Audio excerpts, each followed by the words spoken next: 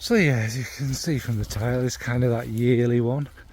We're moving into the autumnal season now. It is quite warm here still, obviously very windy, and it's them kind of cosy, yummy gourmand fragrances, the heavier ones that we all start reaching for as it starts to chill a bit and to get a bit cooler. And we want them things that kind of take us to warm, cosy places. I suspect we'll have another big, massive heat wave. The seasons and the weather is completely screwed now, isn't it? Well, we've done it to ourselves, haven't we, really? And we ain't stopping, because them greedy oil bosses still need a few extra yachts and whatever. And obviously they're going to be dead soon, so they want to kill the rest of us anyway. It's enough of that. Let's get on with it. So first up is that one I love. It's perfect for this season. It's Akro's Dark. It's kind of this gourmand without being, really. Your traditional kind of gourmand. It's layers of chocolate. There's wood, quite dark woods. There's a little bit of hazelnut. There's cocoa. There's milk chocolate. There's a little sprinkle of oud. It's all these things that work together to make like the greatest chocolate scent there is. It's kind of, you know, coming into your wood hut and having a proper cup of cocoa. No sugar or anything like that. Just something beautiful to warm you up and make you feel And it does have that kind of chocolatey feel for them chocolate lovers out there, but it's nothing sweet, sickly. It's not overly gourmand, and it's just and very warming, and it's actually so easy to wear. It's not like you're wearing a gourmand, it's like a proper perfume. And I know I always say this about it, but there are some awful chocolate fragrances out there where they have no remnants to chocolate. They're just these sweet, sickly things. But this one is just magically done. So to be brief, that's Akro's Dark. Next, we'll get all the obvious ones out of the way first. It is from Kilian. Of course, Angel Share has to be in here. Again, it is overhyped. It's massively kind of spoken about and over the top, and it's got two flankers now, has it? Or was one kind of only a little bit kind of there or whatever? But yeah, they're cashing in on it, and the whole line of cashing in on it. But this one, like I always say, it's nothing extraordinary. It's nothing out there. It's nothing kind of you haven't smelt before, but it's done to perfection. It's done really, really well, as you'd expect someone from the family of Hennessy to do. It is basically, it's walking in after that. You know, you're cold, you're wet, your feet are damp. What do you want? You want a nice glass of brandy, don't you? And the fire's roaring away, the crackle of the woods, and you drink this this beautiful glass of fine brandy that's just out the barrel. It tastes a bit woody. It's got a little bit of that fruity hit there. It's got the kind of nuttiness going through it, and it's just really warming, and the spices that are there kind of add that hug from a bottle. You know, it's been such a long day and you're fed up, and it's just that perfect kind of glass of brandy. And it smells very classy, very elegant. It's very smoothly done. It's very well done. It's one of the last great Kilians out there, and one that I completely understand the hype for. Like I say, not the greatest fragrance ever made, but it is certainly very good. That is Angel Share from Kilian. Next we move to another kind of creamy edging on chocolatiness, and that is Love Tuberose from Amouage. Again, thankfully this one's not too gourmandy. It's got this big dose of chantilly cream in there, and it's got lily of the valley, obviously a lot of tuberose, and it's this big rich kind of petally one, and somehow that sweetness, that creaminess from the gourmandy feel, just it makes it delicious. But again, it's not a sweet sickly gourmandy one. It's quite realistic to a point actually, in the sense that it's not some synthetic lactonic feel. It's lovely, and it's so petally. You can really smell the rich enveloping petals that kind of wrap themselves around you. You know, it will be like, this is what we'd have on the side of a big sticky chocolate cake, you know, that we just fancy to warm us up and make us feel better.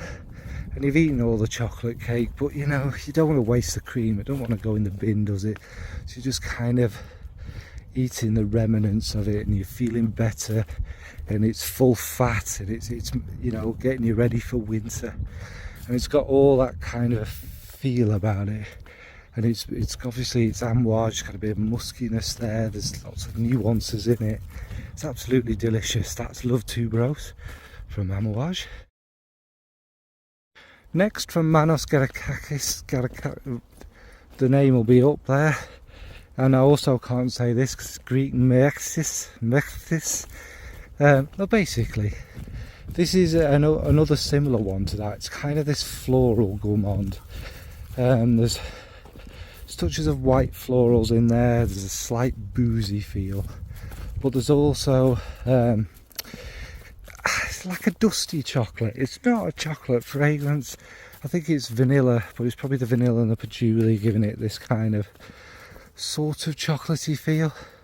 So it's like a dessert, but it's all broken up by this gorgeous green fig. Now, we know I'm a fig struggler, but that greenness from the fig going through it just makes it quite delicious. It's like fresh, and I wouldn't eat a green fig, I'm not going to lie, but it's that freshness that goes through. You can imagine some flavoured sort of fig cake or something like that, and it's absolutely magnificent. And again, it kind of moves into that, you know, it's cold and chilly, and we just want some cake, don't we, really? It's all we want, to feel better and to kind of fatten ourselves up with the rich deliciousness of it. So that's Meoexis from Manos, Gerakinis. Sorry. Right. Next we move on to the big, huge, sumptuous one. This was a gifted bottle a long time ago, maybe 3 years ago. And it's Lamar from Kajal. Now this, it's in this golden bottle, which is actually really nicely done. It's like a painted palace. It's not a big garish blob of shiny gold. But anyway, the point is what's in it. And it's loads and loads of sumptuous fruits. There's apples, like this tropical fruit feel. They're dense and rich and sweet. And there's a bit of rose that kind of goes through it, giving that kind of texture and beauty and radiance to it all. It's got quite a heavy, rich, thick, ambery base. And it's just opulence. This would be like, you know, you've gone, my God, the UK is awful. Let's go to the human rights abusing United Arab Emirates for a bit of sunshine and a bit of kind of escape. And because everything's kind of slave run there, and lots of people with no money don't have any rights at all. Everything's kind of cheap and affordable to us Westerners, and we get to see the world like it was 50, 100 years ago, and that makes us feel happy inside, apparently. I'm not going to lie, I'm never going to go there. It's basically my thing to that. But yeah, it's got that opulence, that feeling of wealth, and you're eating the best, most sumptuous, ripe, juicy fruits, and it's absolutely magnificent. That is Lamar from Kajal. Now I'm of course a tea drinker, and this one is coffee, but I understand that again, wet, windy, miserable outside, and you just want that warm drink in you, don't you? This is also, it's Blackstrap Betty from One Way Bridge. This is molasses and coffee. So molasses is, well, I suppose we call it treacle here, don't we? That kind of dark, seared, burnt kind of sugar almost, isn't it? It's dark, it's almost licoricey. It's absolutely delicious, and it's just, I mean, I could eat a jar of treacle, to be quite honest, sometimes, but it's magnificent, and that coffee in it gives it this lovely, just rich warmth. I prefer the smell of coffee more to the taste of it, and it's done so nicely in here, and it's One Way Bridge, so it's got kind of a lot going on, and there's this beautiful muskiness in there. It's a sexy kind of coffee. Honestly, that black molasses just adds this kind of about it, you know. You've come home and you kind of, your wife is wearing some black lace dress, and she's got like purple lipstick, and she's like, coffee darling, and maybe it's got a little drip of something naughty in there. It's sumptuous, it's warming, it makes you smile and feel happy. So that is Blackstrap Betty from One Way Bridge. Next is from Kayali, and that's Kayali's Vanilla 25. The air will be there. This is your vanilla cake. This is just straight out the oven. Sumptuous, lovely, beautiful smelling, taking you back to childhood, you know, that kind of smell of vanilla. The cake is dark, it's delicious, it's got this kind of boozy, resinous feel through it. Maybe someone's put some vanilla liqueur over it, and it's gorgeous. And as we know, vanilla is that kind of one. I don't know why it takes us to a feeling of warmth and coziness. It's always childhood, isn't it? You know, when your mum would bake a vanilla cake, or your dad. Hang on 1 minute. Charlie, he seems to have got himself lost and stuck in there, and here he is. So yeah, we all know what vanilla cake and whatever smells like, and this Kayali is just, it's done like that, but it does, like I say, it has a richness, a depth, a resinous quality, this kind of almost boozy syrupiness to it. It's a delight, it's a beautiful fragrance.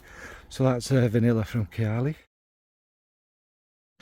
Next is Gourmand from Olfactive O. This is your mature kind of boozy, kind of sophisticated party, you know, fine aperitifs and liqueurs on the table.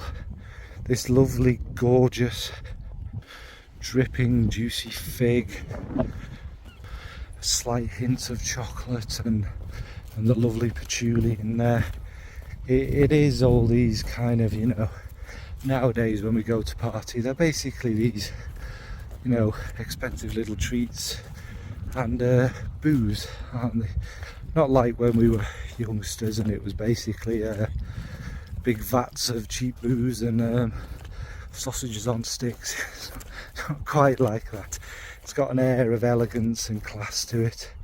Again, it's called Gourmand, but it's not particularly sickly or big or anything like that. It's very perfumey. It's an absolutely delicious, delightful one. So that's well worth checking out. If you like fig that's done like an actual fig smells like a juicy biting into one, this is one of the most perfect ones. So that's Gourmand from Olfactive O. And finally is you wouldn't expect this one in it, Insolence from Guerlain.